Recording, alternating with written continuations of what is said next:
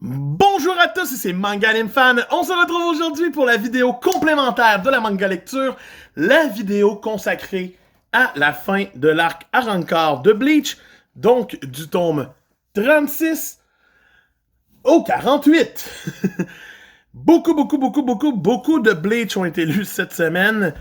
C'est l'enfer à quel point j'ai lu du Bleach, mais la raison, c'est parce que ça s'enchaîne royalement vite. C'est des tomes qui... Tu sais, l'action part et finit là-bas.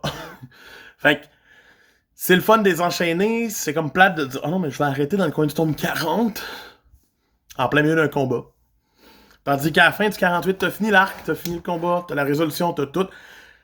Fait que ça se finit bien.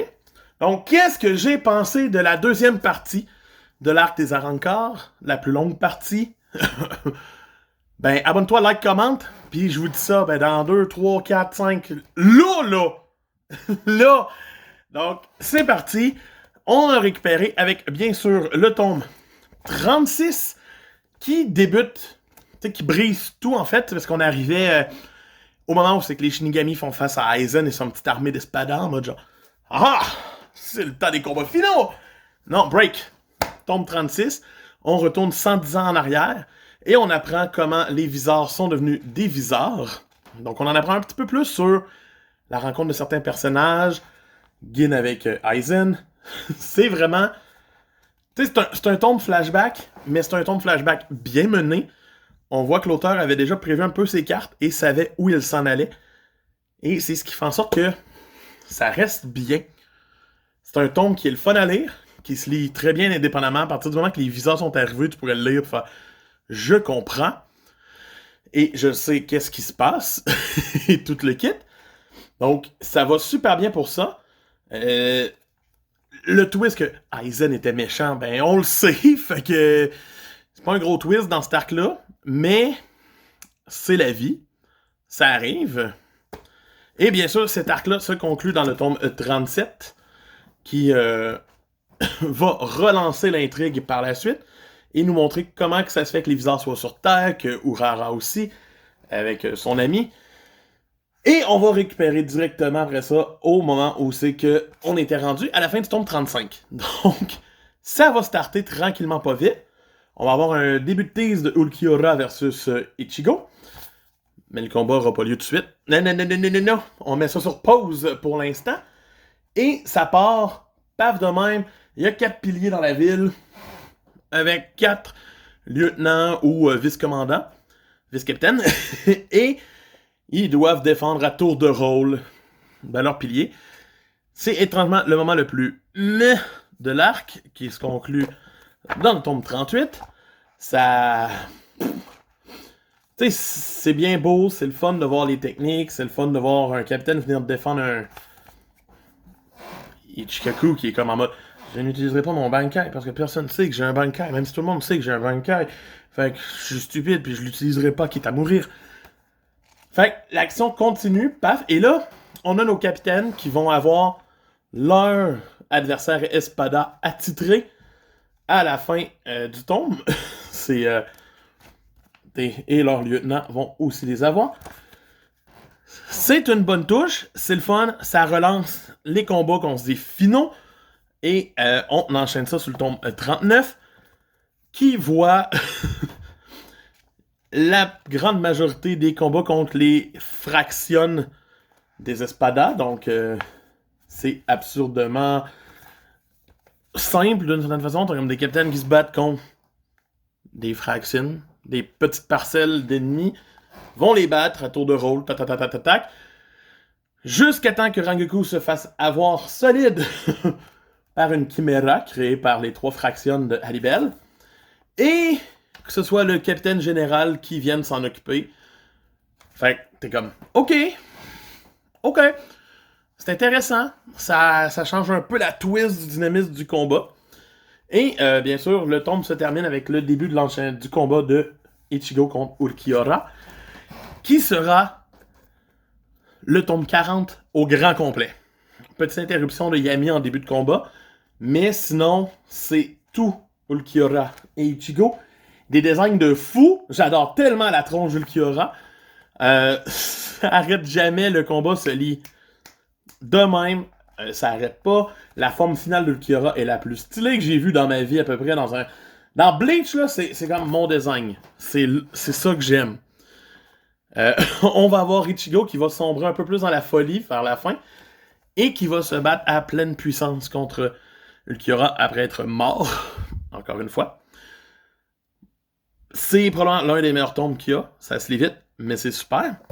Leur combat se termine dans le tome 41, où Ichigo se laisse aller justement au pouvoir du Hollow et domine Ulquiorra. C'est ce qui est décevant. Le tome 40 est vraiment bon, mais le tome 41 fait genre, le combat est fini. Une attaque, c'est fini. Les combats de boss, c'est une attaque dans ce manga-là. Et c'est ce qui déçoit un petit peu, mais après ça, Ichigo va se faire guérir. Yami va commencer à se battre contre tout le monde, parce que pourquoi pas. Et on va voir sa vraie forme à Yami d'ailleurs, qu'il est l'espada 0, donc le plus fort.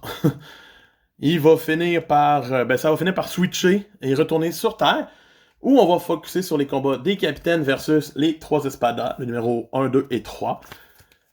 Et leurs combats sont... comment dire? Courts et un peu oubliables. Parce qu'on commence celui contre le numéro 2 dans le tome 41. Il va se continuer dans le tome 42, contre... même chose pour celui du Espada Alibel, qui va juste se conclure ici, dans de la glace. Le combat est fini. Fait qu'on enchaîne surtout sur celui du 2 et du premier. Tu sais, c'est comme enchaînement. Il se passe pas grand-chose tant que ça. Puis tout le monde a son petit moment, de toute façon, dans les capitaines qu'on n'a pas vraiment vu depuis longtemps. Jusqu'à temps que les viseurs arrivent à la fin du tome et viennent aider les capitaines en difficulté, tranquillement pas vite. Parce que tout le monde est en train de se faire péter. Dans le tome 43, on continue encore contre les espadas. Mais ça va se finir quand que le numéro 2, le roi, va se faire péter. Et le numéro 1 aussi. C'est comme fin du combat, parce que les viseurs sont venus et ont aidé. Et tout se fait bien. C'est rapide, tout. Et à la fin, la numéro 3 se fait juste tuer par Aizen, parce que Aizen est comme, c'est bon, hein, vous m'avez servi, mais c'est fini.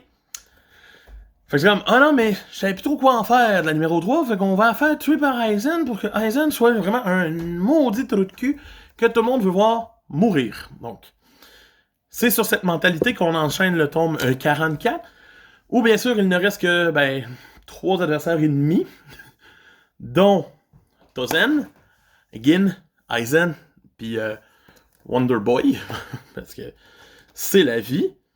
Et c'est là qu'on va se dire, ok, fine, Ichigo va se battre un petit peu contre Yami, jusqu'à temps que Kenpachi et Byakuya arrivent face « on s'en occupe, nous autres! » Fait que oui, t'es encore sur Terre, ça fait 3 tomes qu'on n'est pas revenu à peu près au Commando. Fait que, un petit peu, narrativement, c'est un petit peu bâtard, mais il faut finir Yami vu que toutes les espadas sont finis. Fait que le tome 44 va focuser en grande partie sur ce combat-là, pour ensuite enchaîner avec Tozen, qui va se battre contre ses 2 anciens camarades, et qui va mourir d'une façon totalement... quelques pages plus loin. J'étais comme, wow, il a été mis sur un piédestal, son Bankai était vraiment stylé, donnons-y une résurrection, puis faisons en sorte que ça soit fini rapidement. Arc et arc. Ça s'enchaîne sur le tome 45, qui va voir le capitaine de l'armée se battre contre Aizen. Tout le monde va se battre un peu contre Aizen, parce que Ichigo est arrivé, et ils sont comme, faut pas que tu vois son Shikai, fait que, on va tous se battre contre lui. Fait que c'est une grosse mêlée générale où Aizen domine. C'est juste hilarant. Tout le monde se fait péter. Inamori va encore subir les conséquences. Pourquoi pas. Et éventuellement, le capitaine va commencer son combat. Et c'est là que Wonder Boy, qu'on va l'appeler, va montrer qu'il était l'atout contre le capitaine général de Aizen. Mais ça suffira pas, et ça va se finir sur une explosion du capitaine général, qui ne meurt pas, parce qu'on le sait à la fin de l'arc qu'il est encore en vie. Il a juste perdu un bras, parce que... tout le monde meurt dans cet arc-là, mais tout le monde meurt pas. un mort plus Tozen, donc 2 morts. Les Espada meurent, par exemple. Sauf un, qui va revenir dans le dernier arc. Le tome 46 arrive après ça, avec le combat de Ichigo contre Aizen qui start. Et là, tu te dis, mais enfin, c'est le temps, c'est le combat, on l'attendait. Mais non, le papa d'Ichigo arrive et va se battre contre Aizen pendant que Ichigo se bat contre Gin. Parce qu'il faut bien voir Gin se battre et voir ses techniques. C'est pas super intéressant, c'est vraiment tout pour amener Aizen à devenir juste plus fort à la fin du tome, dévoiler comme sa forme finale, sa forme de chrysalide, qui va être, dans le tome 47, la clé. Il va les dominer, et ils vont partir, après, bien sûr, que Yoruichi et Urara aient s'être mêlés au combat un petit peu, ils vont partir dans le Soul Society pour aller vraiment démolir la vraie ville. Pendant ce temps-là, Ichigo va faire son 4e entraînement de la série, et apprendre le Getsuga Tensho final. Donc on passe presque tout le tome 47 avec un Aizen qui est juste genre je m'en vais tuer du monde, la la la la la, la la la la la. Et Ichigo qui fait je m'entraîne. 3 mois en dedans d'une heure, parce que ça donne comme ça. Et on va revoir les humains amis d'Ichigo, on va revoir beaucoup de choses qui vont affronter un petit peu Aizen en mode genre, dès qu'on s'approche de lui, on shake puis on est paralysé. Mais on va essayer de faire un plan pour réussir. Ça marche pas comme ça, guys. Après ça, on arrive au tome 48, fin de l'arc, où on va avoir le retournement de situation finale. Gin était un good guy. C'est mené comment? Par un retournement de situation absurde, genre je m'en vais les tuer. Je suis contre toi, man. Ça arrive de nulle part, puis Gin se fait éliminer comme ça. Il meurt rapidement. Aizen atteint presque sa forme ultime de papillon. Et Ichigo va redébarquer, encore une fois, pour venir se battre. C'est stylé sa manière de débarquer, ses cheveux longs, tout est le fun. Et il va amener Aizen se battre séparément. Et c'est là qu'Aizen va prendre sa vraie forme finale, parce que vraie forme finale! Et Ichigo va faire attends, ce sera pas long. Je vais prendre la mienne moi aussi. Voici la mienne. Je suis stylé. Et une attaque plus tard, Aizen est down. Et un sortilège l'emprisonne, le fait être scellé par Urara. Et l'arc se termine par des bye bye, Ichigo a perdu ses pouvoirs. Il n'est plus un Shinigami. Et voilà, l'histoire est officiellement bouclée. C'est fini. Non, c'est pas vrai. Il y a une suite qui arrive.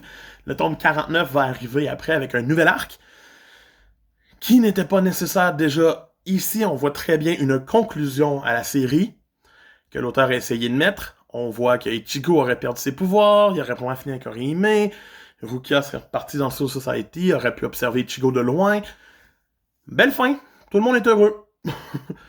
Même s'il y a des persos qui s'entraînent, qui sont comme je vais devenir plus fort. Là, t'es comme ouais, mais c'est pas nécessaire. C'est pas tant nécessaire. Fait que l'arc des Arrancars, qui commence au tome 22 d'une certaine façon, et ça finit au tome 48, a beaucoup de répétitions. A beaucoup de moments de l'adversaire est plus fort, je deviens plus fort, ou l'adversaire revient. Puis après 3 combats, à un moment donné, ils se battent, puis il y en a un des deux qui meurt. Souvent le méchant. Jusqu'à temps qu'on arrive dans l'arc final, vraiment la dernière partie, comme je viens de lire, qui explique quelques affaires, qui fait que Aizen avait tout planifié de la vie de Ichigo, de A à Z, en mode tous les combats, je les ai manipulés pour que tu les affrontes. Tout ceci était mon dessein. C'est comme, ouais, c'est le méchant ultime de la série, ça sonne comme ça. Après 48 tomes de lui méchant, ben oui, j'y crois. Oui, c'est pas 48 tomes, parce que, tu sais, on sait qu'il est méchant depuis le tome 20, mais ça fait quand même beaucoup de tomes dans la série qui sont axés sur Aizen, et ça va être dur de reprendre le flambeau. La série va-t-elle réussir à reprendre le flambeau? C'est là la question. Pour moi, pour l'instant, Bleach reste un monument du manga, rendu à 48 tomes. C'est une relecture parfaite, j'aime vraiment relire. Il y a des petites downs, mais ça reste une bonne série.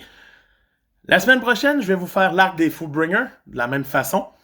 Ça va être une vidéo, comme je viens de faire. Parce que c'est pas un gros arc. Je sais pas ce qui va arriver pour le dernier arc après. Je suis pas rendu.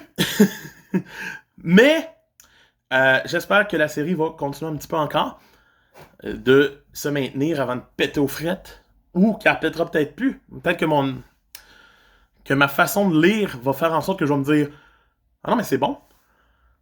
C'est pas différent de ce que j'ai lu de Bleach jusqu'à date, mais c'est bon. » Tu sais, je sais pas. Donc, si vous voulez le savoir, ben abonnez-vous, likez, commentez, puis on se retrouve la semaine prochaine pour le prochain arc de Bleach et pour les prochaines vidéos, c'est sûr certain. Donc, c'était Manganefan qui vous dit à bientôt. Bye!